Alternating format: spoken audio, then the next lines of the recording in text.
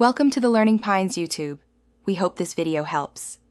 You start by opening Photos and selecting the image you want to clean.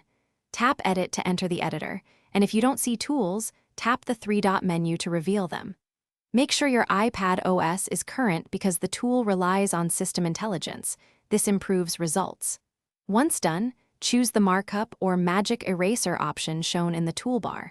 You're now ready to perform the first removal stroke. Make a precise, gentle selection to teach the algorithm what to remove. With Magic Eraser active, tap or drag directly over the object you want gone. Short taps remove small elements quickly, while longer strokes handle larger areas.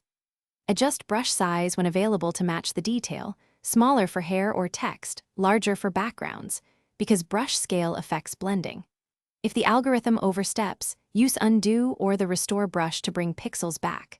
This combination of remove and restore lets you refine edges. Make sure to zoom in and out during work to check global context. Finish by refining problem areas.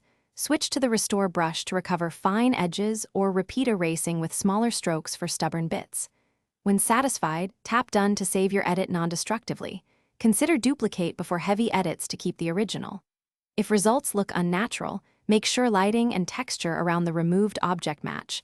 Try smaller, varied strokes, or move selections slightly and reapply. If nothing helps, revert to the original and retry with a duplicate so you don't lose the source image. Thanks for watching. Consider subscribing if we helped you.